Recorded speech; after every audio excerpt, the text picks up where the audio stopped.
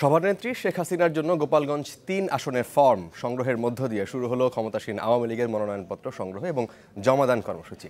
প্রথম দিনে বিক্রি হয়েছে ৬৭৮টি ফর্ম।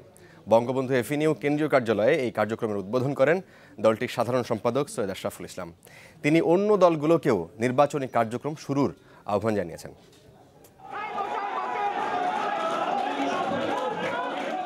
ক্ষমতাসীন দলের মনোনয়নপত্র বিক্রি কার্যক্রম উদ্বোধন হয় গোপালগঞ্জ ৩ আসনের ফর্ম সংগ্রহের মধ্য দিয়ে। দলীয় সভানেত্রী শেখ হাসিনার জন্য এফবিসিসিআইয়ের সভাপতি কাজী আকরাম উদ্দিন আহমেদ কেনেন এটি। এরপর মনোনয়ন ফর্ম কেনেন দলের সাধারণ সম্পাদক সৈয়দ আশরাফুল ইসলাম। মনোনয়ন ফর্ম বিক্রি কার্যক্রম উদ্বোধনের আগে সৈয়দ আশরাফ সব দলকে নির্বাচনে অংশ নেওয়ার আহ্বান জানান।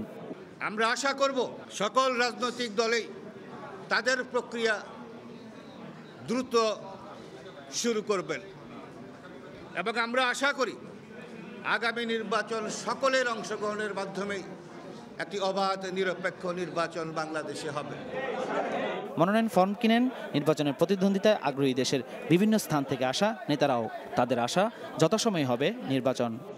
যাদের ভোট ব্যাংক আছে, যাদের গ্রহণযোগ্যতা আছে এলাকায়, যারা ক্লিন ইমেজের অধিকারী, যারা সর্বজন গ্রহণযোগ্য, তাদেরকে আগামীতে মানুষ নির্বাচিত করবে দশম জাতীয় সংসদ নির্বাচনে। এটা আমার প্রত্যাশা। আমি আশাবাদী আমার মাননীয় প্রধানমন্ত্রী আমাকে মনোনয়ন দেবেন।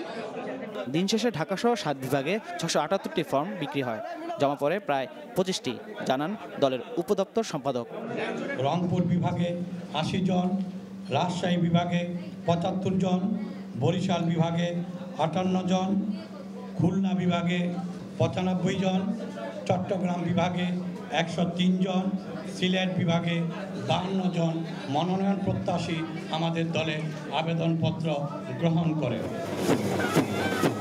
আগামী ১৬ নভেম্বর পর্যন্ত প্রতিদিন সকাল ১০টা থেকে বিকাল ৫টা পর্যন্ত আগ্রহী প্রার্থীরা আবেদনপত্র সংগ্রহ ও জমা দিতে পারবেন। ফর্মের দাম ধরা হয়েছে ২৫,০০০ টাকা। মাহফুজ কামাল, চ্যানেল 24, ঢাকা।